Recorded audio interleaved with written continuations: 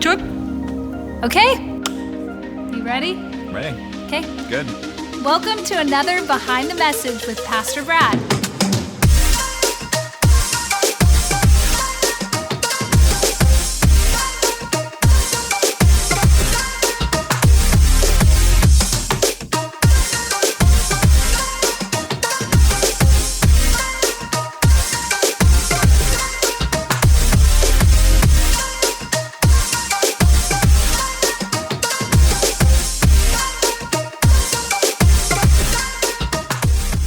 All right, Pastor Brad, we have been in this summer series, Moments. It's allowed you to take a little bit of a preaching break. So tell us a little bit about the value of our teaching team to allow you to do that. Yeah, well, I just want to say our teaching team is so strong at Anthem. It's so great to see all these years after we experimented years ago, but to see it fully flourishing around our church, to see so many people who can communicate the gospel and adding some new voices this summer in terms of Bobby Hughes, Faith Haley doing an incredible job. Awesome. And so we have such an incredible team around our church. I think that's so important because not only are we trying to grow disciples, but we're trying to grow leaders that can impact the kingdom for the long haul. That's really a passion for me. So in the middle of the summer, of course, we got a lot more opportunities for people to preach. Moments series has been so powerful. I've heard so much feedback from the people of our church just saying, hey, Pastor, we miss you, but so-and-so really spoke to my heart, or that week really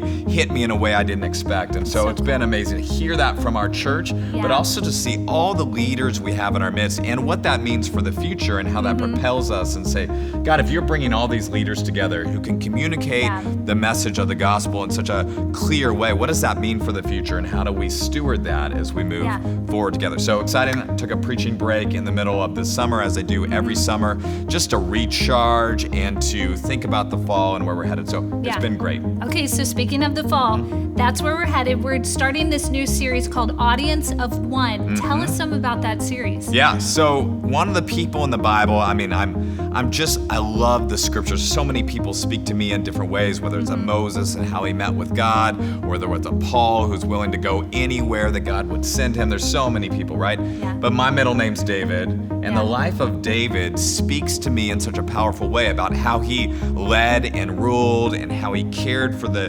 people of the nation of Israel and how he put this impact on biblical history. And really, if you look at the Old Testament, there's Moses, Abraham, and David. I mean, those are really the three most influential people in all the Old Testament. So we're going to spend 8 weeks this fall. I'm so excited about it. And we're going to dig into the life of David and specifically around this theme of what does it look like for us to live our lives in such a way that we live for an audience of one. And what that means is so many voices are there in our life, so many opinions in our life, our family or our friends or the people that aren't even our family or friends but are in our life circle or social media. There's so many voices, right?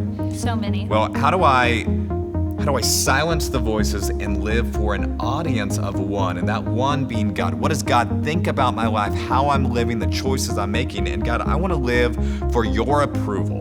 Even if others don't approve, even if others don't understand, I want to live for your approval and according to your will. And so we as a church, we're going to spend some time and say, God, let's look at David and how he lived for an audience of one. And God, what does that mean for my life? And how can I live also as an audience of one? Well, you hit on it a little bit, but what is your heart and your hope for our people when they walk away from this series? I think, number one, an appreciation for what God did through the life of David. I want us to learn about the life of David, especially from some angles that maybe we haven't thought about before to help us understand more deeply. And then secondly, I want us to go live for Jesus, right?